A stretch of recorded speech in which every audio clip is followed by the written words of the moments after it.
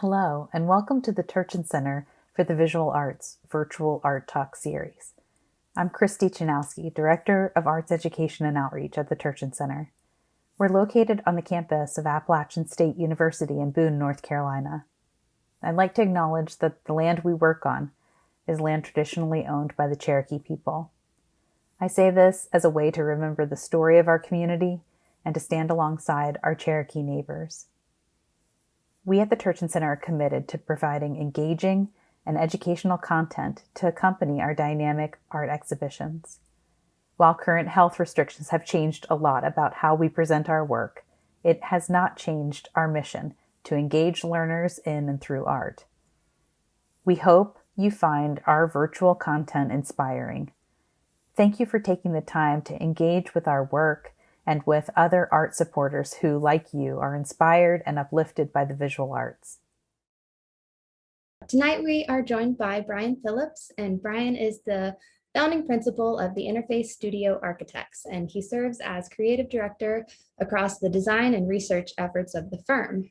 He was awarded a 2016 project grant from the Pew Center for Arts and Heritage and for the research and development of the Rowhouse Workshop exhibition. In 2011, he was awarded a Pew Fellowship in the Arts and was named an Emerging Voice by the Architectural League of New York in 2015. Brian earned his Master of Architecture from the University of Pennsylvania, where he's currently a lecturer and teaches a graduate urban housing design studio. Rowhouse Workshop is an interactive exhibition showcasing the unique personalities of rowhouse blocks in North, South, and West Philadelphia.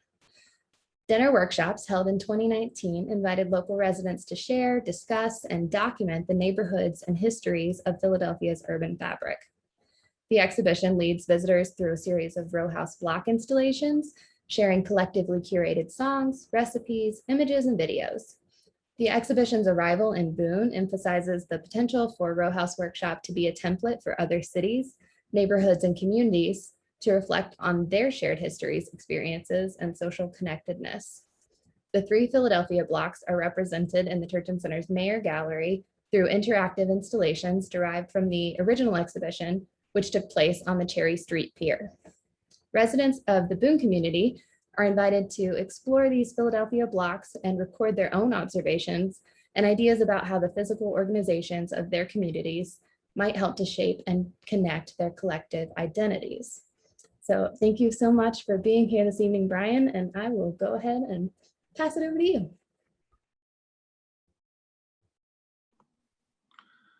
Thanks, Shauna. Let me share here. Seamless, we're good? Great.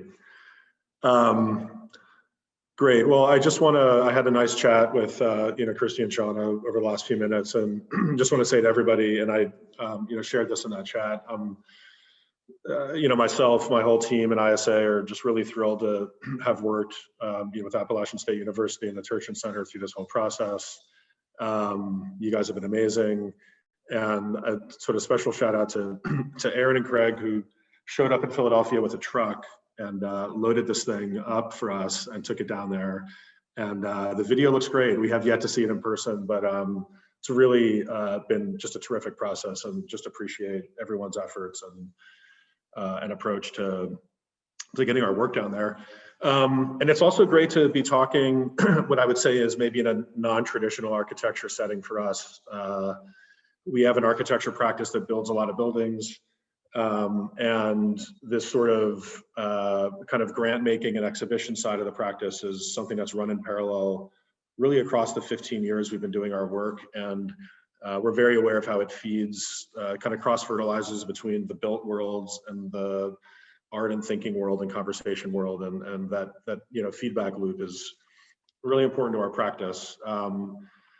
And I just every time I do a talk, I write something slightly new about the way we think about the office, and this is what came out this time. And I think we really we're in a way a super local practice that I think has gained some attention due to our interest in kind of listening and learning from what's really a pretty old city by US standards.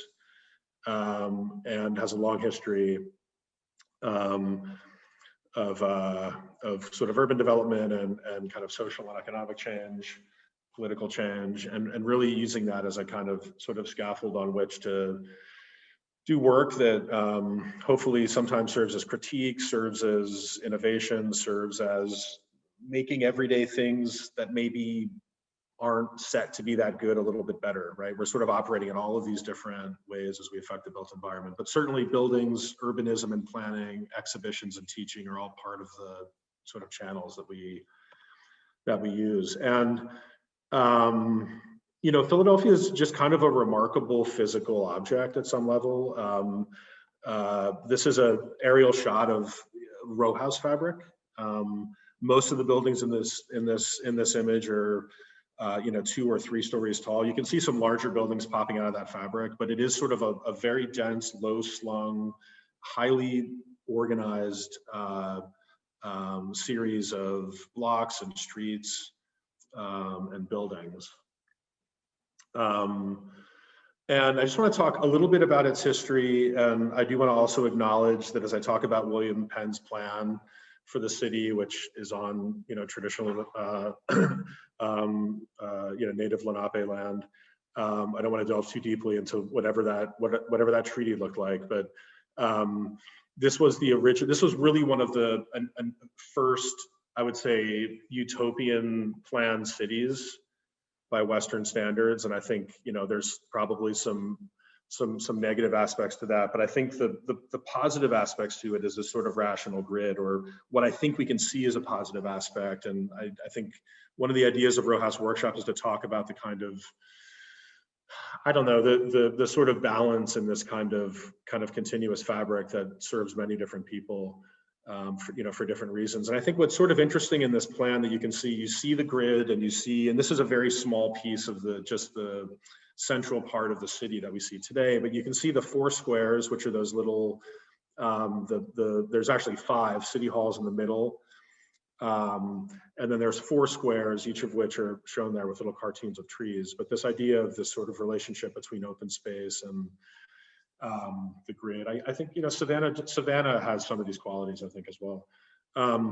But you can see how the blocks are sort of dividing, and they're accommodating different scales of subdivision. And I think this was something that was pretty interesting about how the city was conceived. It was conceived with larger plots of land in mind, escaping the kind of tight quarters of London, and learning from some of the difficulties of how that city lived, and really opening it up. But I think there was sort of a kind of subdivision that happened that was really pretty interesting and created a certain sense of diversity, of different kinds of people living together in these different shaped parcels that were kind of subdividing organically through the pressures of the city. And this sort of diagrammatic sort of journey here shows you how that fabric subdivides, right?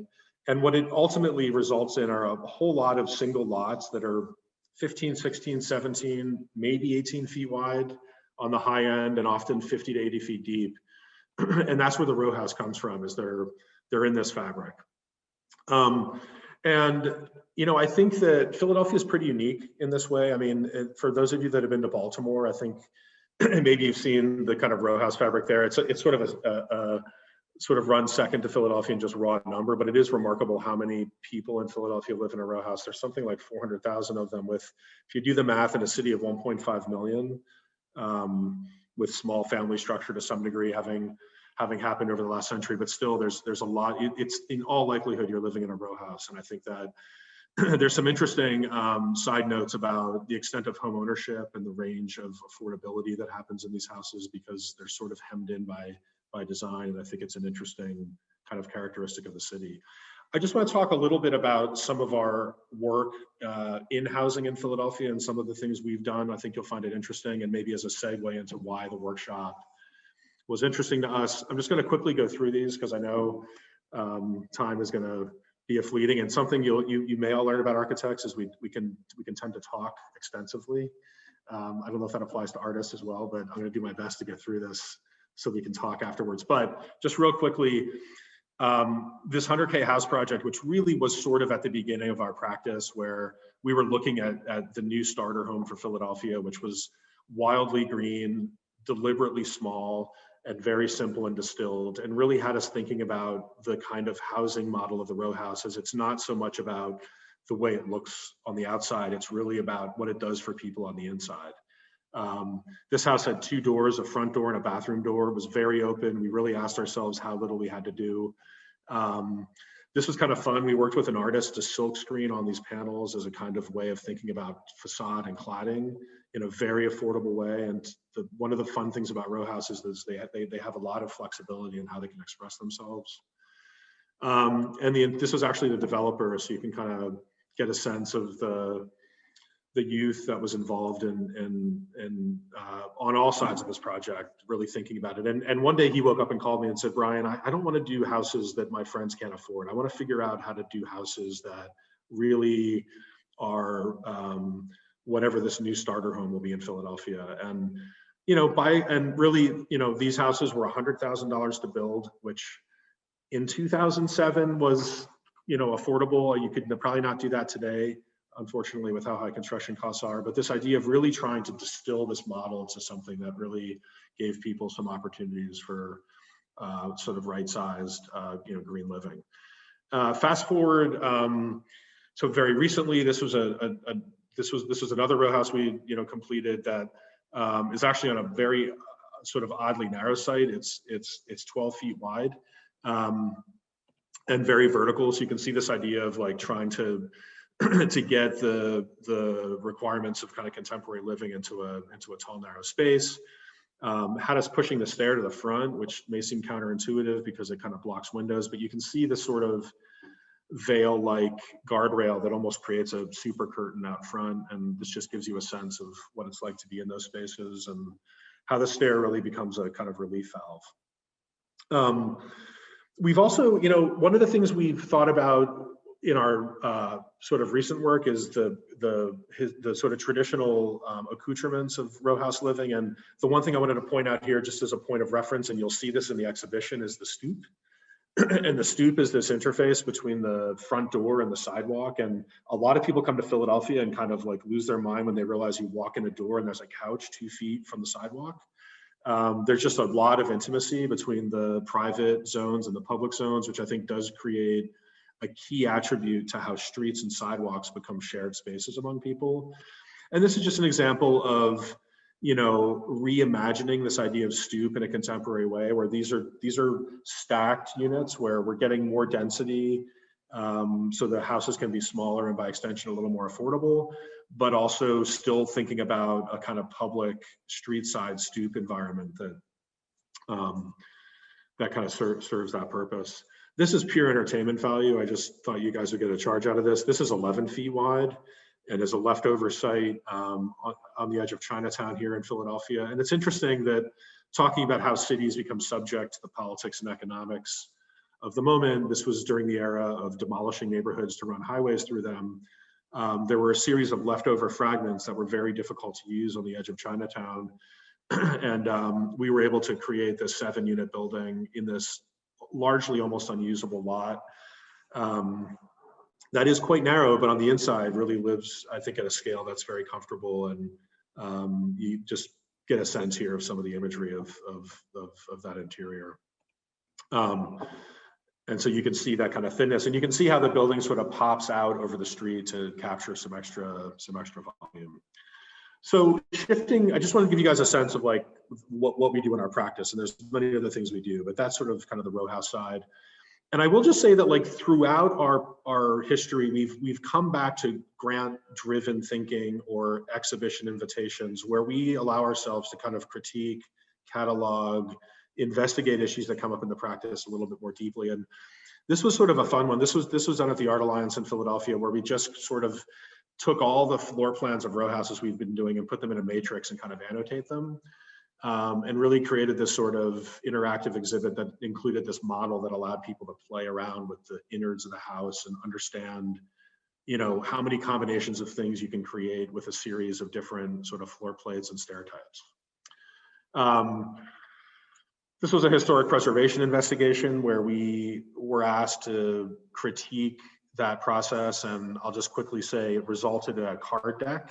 So this is sort of this idea about like what's the what's the medium for the investigation? And we found that the problem was really that people were coming to the table without being able to understand each other's positions and understand the complexity. So the cards asked questions and really became a kind of table warmer for people. And I have to tell you, like this photo, the photos of this event were cool because, and you'll see some similarities to Rowhouse Workshop, but we had Penn and Drexel students sitting next to residents that had lived on the block for 30 years, sitting next to city officials, sharing answers to questions like, when did you move to your block, and where did you move from? And just that question was unbelievable, right? And people realized, just as much as this block structure encourages social connectedness and sharing and collaboration, how much people didn't know about their neighbors. And this ability to just share one story was really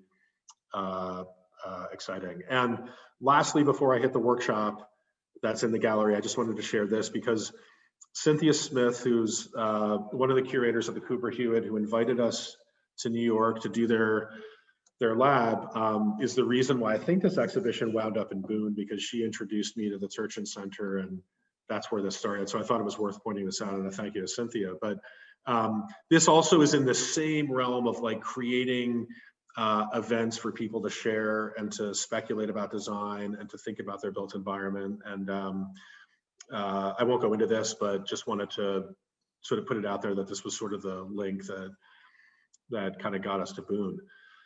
So Rowhouse Workshop, really, I wanted to show some of those buildings because I think, to some degree, when we started our work in Philly, I think we saw both the value of what was here, but also the needs. 100K House, I think, reflects a kind of, there's a tremendous amount of vacant land, and there was much work to do in renovation and thinking about repurposing old things, but also adding new things that could show new ways of living and new levels of energy efficiency. So I think we had spent some time doing that, and I think we really, in this moment, wanted to be reflective with this grant in really, celebrating the existing fabric and how people have lived in Philadelphia for centuries, and how the city has developed in the same way over centuries, and also how it's weathered many different challenges, issues, and opportunities, and how, as the city continues to change, and we're clearly part of the change, right? We're making new projects, and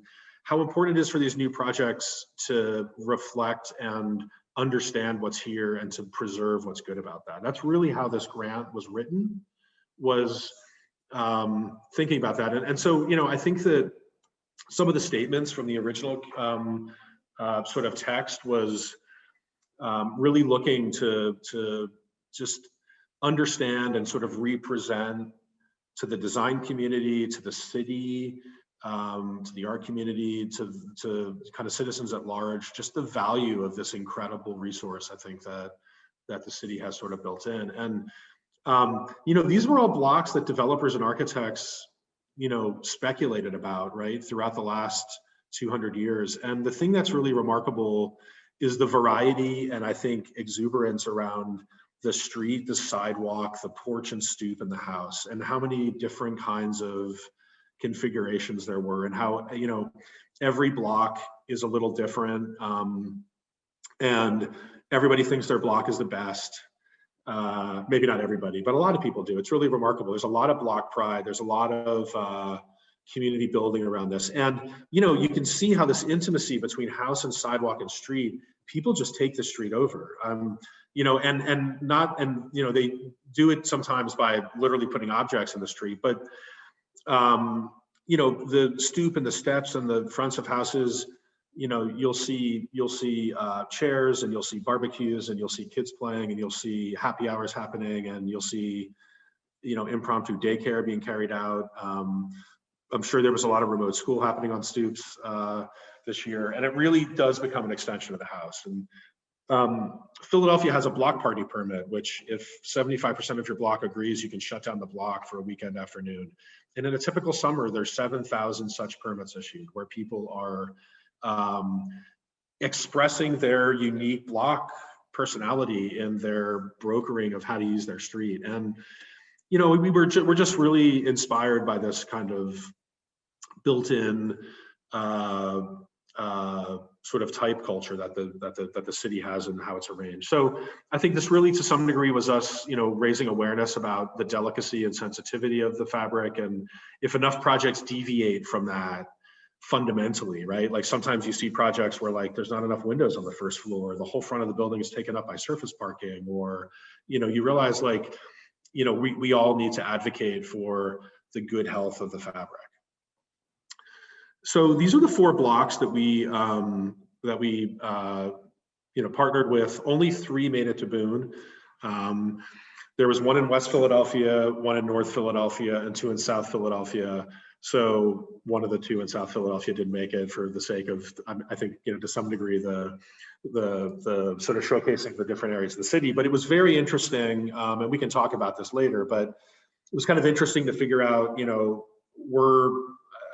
this sort of isn't our day job to some degree, although I think, and I think, understanding how to develop to approach a block and develop a sense of trust and partnership was in itself kind of a journey, and just leveraging many of our contacts that we had.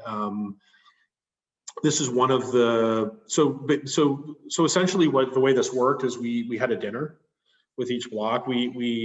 We spoke to the block about what we were going to do, what our interest was. I have to tell you, blocks were extremely excited by the prospect of telling their stories and getting together to share the history of their block. And you can see there's a big map on the table here, and there were markers, and there was a little workbook that asked some questions, which I can make available. I'm not going to go through every page of the workbook, but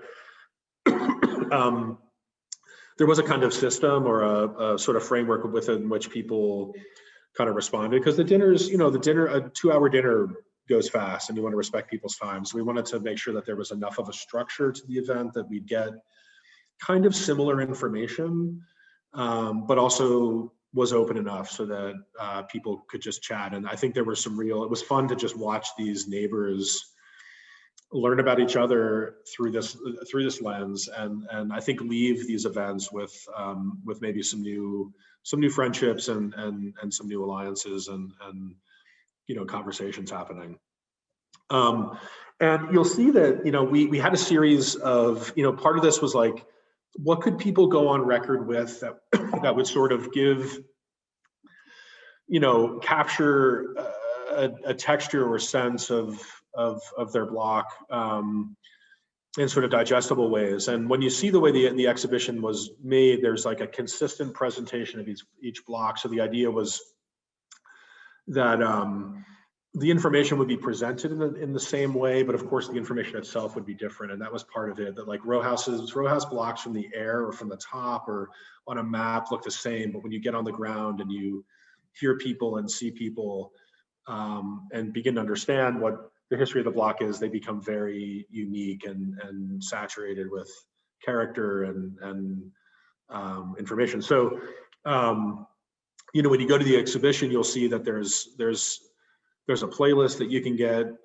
They're still up on Apple Music and Spotify. There's a pair of headphones, but frankly, you can listen to it at home and just get a sense of the 10 songs that the block decided would be their sort of block party kind of soundtrack. People submitted recipes, and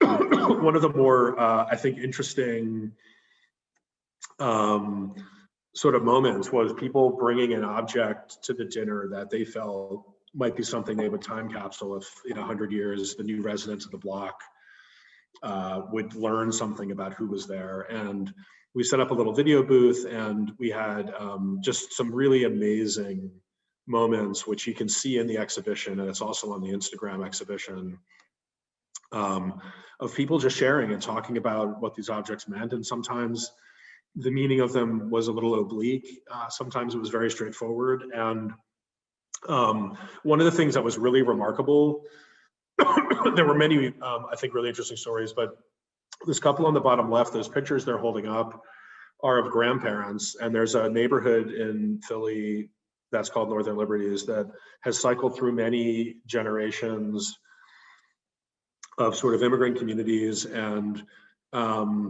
has cycled through a kind of startup mode for a lot of different families. And what was really fascinating was this couple and I'm not exactly sure how they wouldn't have known this, but this is what their kind of confessional was that they discovered that their grandparents had both started in housing in the neighborhood that they started in like 50 years later, and actually didn't realize that they had lived a couple blocks from where they bought their first house in Philadelphia. And this really struck us. The state of housing in the US is a bit beyond my talk today, but I think I'll just say that something that was really fascinating was this idea of a neighborhood and a community serving this purpose of remaining affordable and attainable through kind of generations. I mean, urban neighborhoods, as I'm sure you guys read about all the time in kind of bigger US cities, become wildly unaffordable very quickly for different reasons and in different areas. And I think Philadelphia is certainly suffering from that, like I'm sure Boone has its moments, and all cities do, of certain areas becoming less affordable. But I think we were really struck by the power of a neighborhood to deliver similar kinds of opportunities through time. And I think that was something that we were interested in being able to capture. So here's maybe a bit of a look at the kind of bones of the exhibition. On the left, you're seeing this kind of 9-square grid that really captured the information that came out of the dinners. And on the right, you're seeing one of the furniture pieces under construction. And it's funny, when we were conceiving of this, and it's probably interesting for you guys to hear this. I mean, one of the early ideas was to try to do, and you'll kind of appreciate this after seeing the block party permits, to do a block party where we would do all of this stuff with the block, like on a summer day, and to sort of document that, like almost like a fair, right? So it's sort of, but we struggled with like, how would you document that, and how would you be able to kind of capture similar bits of information between blocks? But one of the funny reactions was, a lot of people were like, wow, that sounds really cool, but like, we've got 3 block parties already set for like July and August, and like, I don't know if we could really fit this in, and if we can really do another one. So there was this sort of idea about, I think as much as there was this sort of encouragement to be a little less traditional with the gallery approach to the project, when we opened this exhibition in Philadelphia, and all of the block members came to, and I mean, albeit it wasn't a traditional gallery, I'll kind of show you some images of it, but people loved coming to the opening as like collaborating artists, all of the neighbors, and sharing in real time their stories with the public. And there was a kind of incredible event of people, coming out to sort of be a part of this, and which was an interesting outcome of the model of the format. And so what we did with these 4 furniture pieces, and you're seeing 3 of them in Boone, is we kind of created, it was interesting, in Philadelphia, these were in shipping containers. And you can see the different pieces here. You can see on the right is the furniture piece that has all the bits of information that were kind of collected from the dinners. And you can see, I could have talked about it, I guess, in that last one with the elevation of it, but you can kind of see if you look to the furniture piece on the right and see those 9 squares, the bottom right one is the playlist, and that's like consistent across them. The top left one is a quote. There's drawings of the house type, and there's some pretty consistent ways of sort of quantifying the information of the block. And then we photographed sort of from the same angle each of the blocks with these large format photos, which 3 of them are in the gallery, Turchin. And then we did a kind of scale of the stoop, right? This sort of scale model of the stoop. And I think there's an image coming up where you'll see all 4.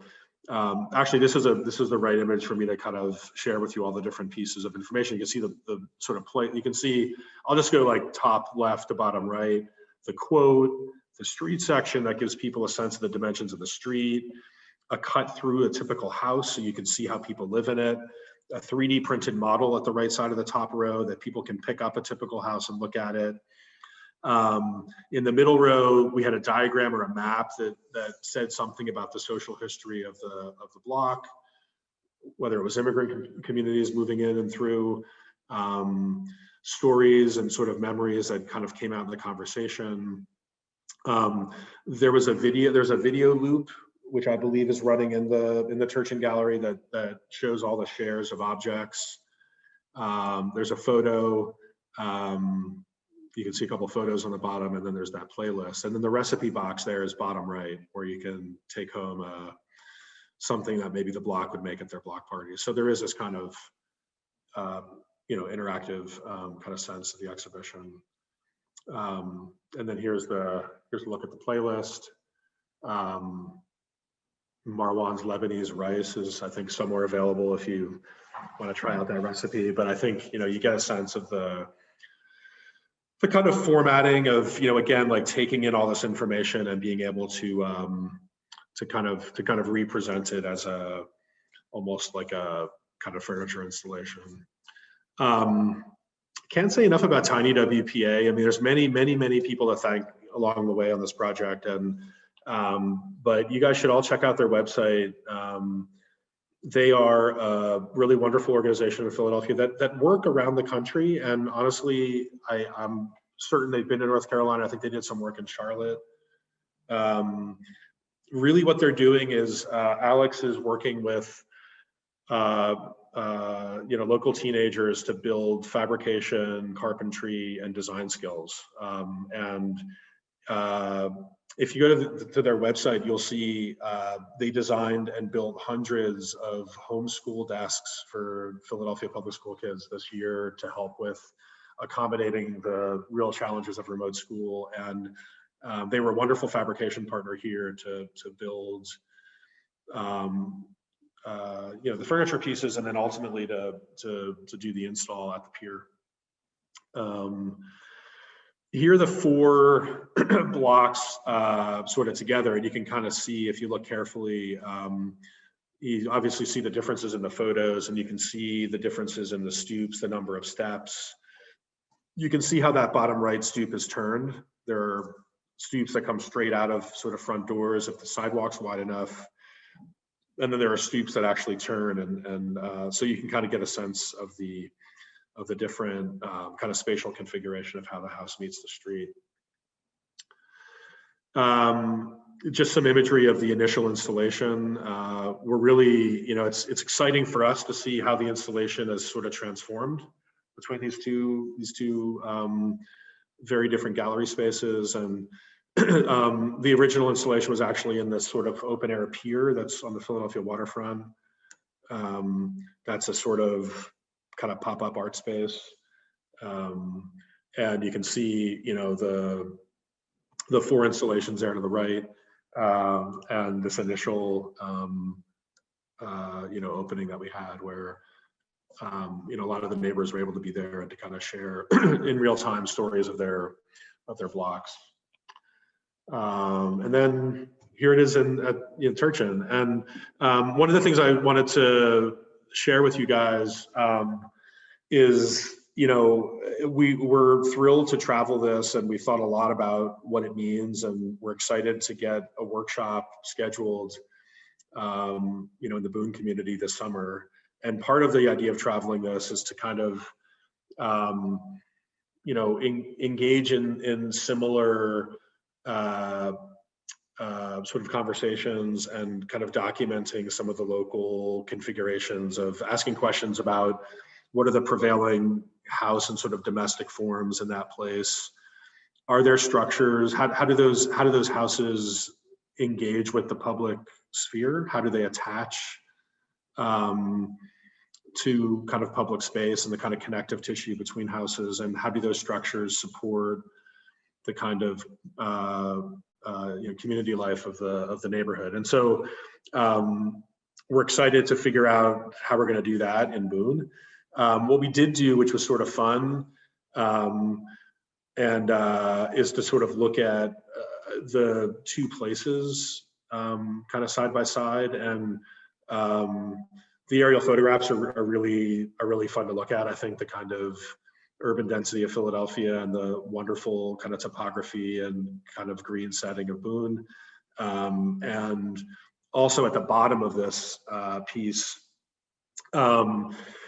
just looking at the different number of houses in a similar swatch, right, of the place, and thinking about how, again, this idea of the relationship of the kind of public and private space to the street or whatever the kind of common ground is.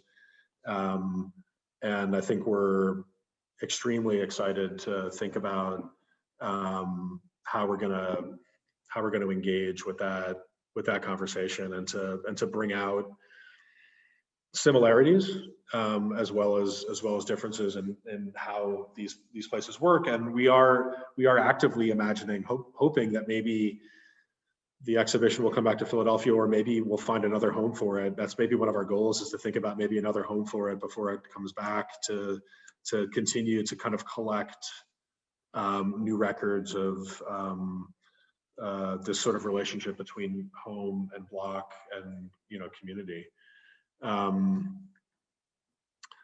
Many people were involved in this, the block residents, many local sort of vendors that helped do this.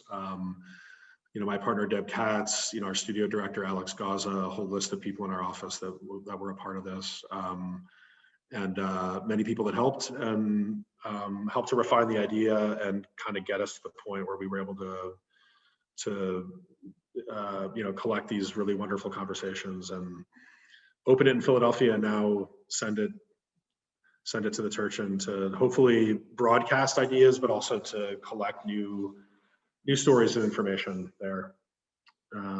Thank you. Thank you so much, Brian. That was wonderful. We have a couple of questions in the chat. One from Thomas Cohn, who says, I'm watching the presentation from Philadelphia. I've been at Rowhouse for 40 years. Can you tell us what blocks you focused on? Yeah, so Tom, I'm glad that was put up here, because this might be the only place at the bottom of the middle column there where you actually see the blocks that were used. So you can see the 1900 block of South Jessup, the 1600 block of South 13th, the 4000 block of Cambridge, and the Oriana block. That's awesome. We also have a question from our marketing director, Lynn, who says the town of Boone varies dramatically from the Philadelphia neighborhoods and its density and development patterns, as so effectively illustrated on the maps you just shared. Mm-hmm. How do you think these differences impact how the residents of the neighborhoods interact and relate to each other, and how the dynamics of the neighborhoods may evolve over time? I think that's sort of the question of the idea that the exhibition goes different places and asks, questions. I think that's, so to answer the question directly, I mean, I think there is a relationship there. I mean, I think there is something about, one of the things that I know about an urban fabric like this is, you sort of there's a kind of inconvenience, or a sort of forced contribution to the civic, meaning that I don't want to overly romanticize the Rowhouse, and I don't want to overly romanticize the typology of Boone or any city, right? There's benefits and sacrifices and traumas and joys, and I think it's deeply wired into the history, and I think what came before and what the opportunities are for the future. So I'm very open-minded about it. I mean, I have my own feelings about what it does in Philadelphia, which is, I think, puts you cheek to jowl to a lot of different people, and there's a really interesting dynamic between every street on that map on the left is public, but there can be a kind of awareness of who lives on your block, and at different times of day, this sort of natural sort of welcoming or non-welcoming of people on your block. And I think it's a fascinating kind of, dynamic. I mean, the one thing that I find interesting about Philadelphia as having relevance to any American city or place is and there are towers and high density housing in the center of Philadelphia, but the row house block itself is single family houses where the house sits on the ground and you own the sky and you own the front and you own the yard. They're all very small. It's almost like the smallest version of the kind of typical American single family house development. So what's really interesting about it is I think it's any single family typology in the US can see common ground with the row house in the sense that you understand it as your own place. Although you can often hear your neighbors through the wall, don't get me wrong, but there is a kind of a very broadly shared experience there that I think is exciting as a way to think about the Boone context or any context. And I think, one thing I'll just share with our own thinking is, we, if you look at any row house block, there might be a bar on the corner or a bodega, or there's a church in that fabric, there's a school, there's a kind of, there's the stoop, there's a series of different places where people come together informally or formally. And I think that map is something we'd love to do for Boone, and thinking about, we were talking a little bit about this with a couple of people about, whether it's going to the grocery store or going to church, or going to school, or going to the bookstore, or what it takes to commit to to going to visit a neighbor. I think there's still that network, and I think it'd be very interesting to kind of use that as a way to see the common ground or the differences between places. Where is it that people come together, and what's the journey like getting there? Yeah, that's amazing. We have a question from Michelle Novacek, who secretly is one of my favorite people. She says, are there any introverts in Philly? Seriously, how do they use architecture to escape in this environment? What are the ways people get their nature vibe on? That's such a good question. I think that's like a really wonderful observation about, like, maybe one of the pathologies of a place like this, which is, and there's many denser cities, right? But, I think that,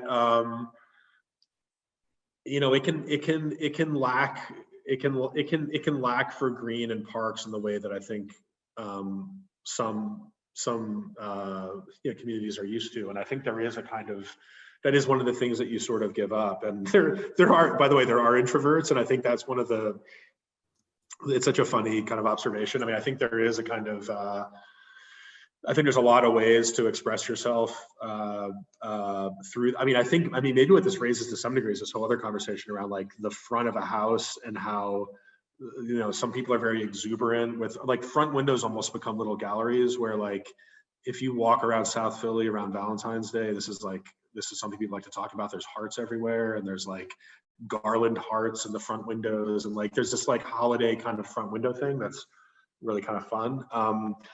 I think where I started with the original plan with the 4 squares, I think there was awareness of this.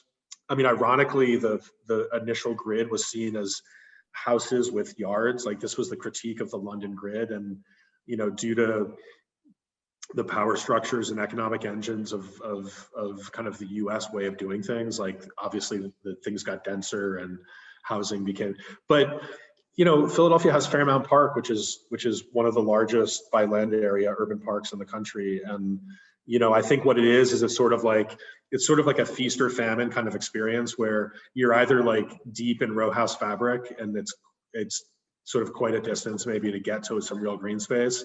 But then when you go to Fairmount Park, I could take you guys on walks. Tom probably knows this. You could take you guys on walks where you're in a park and you're in the middle of the Wissahickon, and you're like, wow, I am literally in the middle of nowhere. And yet you'll occasionally hear a siren or hear the ice cream truck. But in that moment, you're feeling like you're in a really rugged spot. So it's a very distinct kind of experience. Yeah, that is really interesting. I'm curious, how did you garner interest from each of these blocks? Did you have existing connections with them when you decided to like embark on this project? And how did you go about inviting them to the dinner workshops?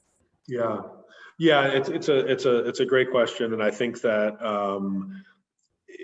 I think that we learned something through this, and it was really fascinating because we got the grant, and I think the thesis never changed, but the format and the sort of the way of engaging the work with the block changed. As I had said, we started with the block party idea in real time and ended up more in a gallery, but we did everything. I mean, I spend some time. So we do a number of community meetings when we're talking to communities about a project we might be doing, and but it's funny because at like some point I found myself going to community meetings not as an architect representing a building that was coming before them for evaluation, but finding my way at the very beginning of the meeting and convincing the person running the meeting, hey, can I come in and do a pitch for our project with your neighborhood, and just to start getting people thinking about it and then collecting names afterwards, right? To try to figure out kind of a sort of block captain. It seemed like each project needed a block captain. There needed to be somebody who, this is what we found. We had to locate somebody on a block, and a lot of blocks have block captains that you can identify through the local sort of neighborhood organization. But what we found was that person was able to kind of talk, because we're able to like spend some time sharing the idea, but then we go away, and then somebody on the block then can talk to their neighbors about, hey, there's this project going on and we really want to, do you guys think this would be interesting? And sometimes we would come back for a follow-up, but it was a real effort. But I don't want to, but I do want to say we were really excited by the general enthusiasm, and no block that we eventually got to in the way that we realized we needed to, which was through a block captain and having the right kind of conversations. Nobody at any point, like we never had a block that said no, that got into it and started thinking about it. And part of it was we adjusted some of the things we did given some of the early conversations with blocks that had volunteered. Like we kind of collaborated a bit on that, and kind of bobbed and weaved a little bit around feedback we'd get from the block. And frankly, the first dinner was a little different than the fourth dinner. I mean, I think we learned along the way, and so it was a great adventure for us. Yeah, that makes a lot of sense, and it's cool to see how that evolves in the work that's in the galleries and in the documentation of the workshops and the videos that you created. We see your collaborators and the people that live in these neighborhoods using the workshop as this space to celebrate one another and to tell stories and showcase kind of what they're proud of about their neighborhoods. And in a way, you're creating an archive with each of these blocks. And I wonder, have you collaborated with any local libraries or historians to create like a public or permanent home for the documentaries and the materials that you've gathered? We have not, and I think that's a great idea and point. And I one of the things that we thought about throughout the process, and I think it's interesting, if you guys go to the Instagram version of the exhibition, I mean, I think we were imagining like this could have a real digital sort of presence, and you could have people adding information to this archive in a more virtual way. And I think there's this fascinating, I think, Shauna, this feels maybe a little bit off your question. And I mean, really my answer to your question is no, unfortunately. And I think it's a great idea and we'd like to do that. But I also, the thing I wanted to share that made me think about was this idea of, there's a lot of online culture going on where people just add information to things that never have a physical presence. And geez, in the pandemic, I think we've gone further toward this sort of virtual community idea. And, these dinners where people came physically into a space, that conversation that happens outside, the dynamic in the room where people catch up and then settle down, and then somebody has a bone to pick and you get that out of the way. And then there's this, you talk about where the food came from, and people are, I think one of the things that was so great about the workshop and what we learned, and I think what people felt, was that kind of physical sort of presence. And so, I mean, I think there is, so, I mean, you know, Shauna, just to kind of piggyback on your question, I think there's a sort of tension between the kind of delicacy of having a real interaction and having people really luxuriate in the moment to think versus trying to up the volume. And I think, or just get as much information as possible, or because I love the idea of getting enough blocks where you start to really be able to make these amazing maps or representations of what Philadelphia is, or any city you're looking at. If I can just keep rambling a little bit, we had an early fascination with these fire insurance maps. I don't know if you guys know these, the Sanborn maps, where they were drawing. They're amazing. They're quite historic and go back a long time, and they just were like codes of physical materials, like whether it was made out of concrete or wood or had an addition. They're very refreshingly largely physical artifacts and not sort of political or economic ones. They really were sort of looking at the physical form. But we were thinking a little bit about, wouldn't it be amazing to be able to embed some of the stories or richness or origin points or traumas or social histories of blocks in almost like a map form, where it's all the soft material. We're so used to maps being about the walls and the steps and the windows and the trees but really like mapping the kind of stories and the social maps that we're uncovering through this. And that was something that really drove us, this idea, like, wouldn't it be great to be able to get volume through this and to really get many people to contribute something to start to tackle more of the fabric. Right. You're getting me excited about coming back to that Good. project. Yeah. Good.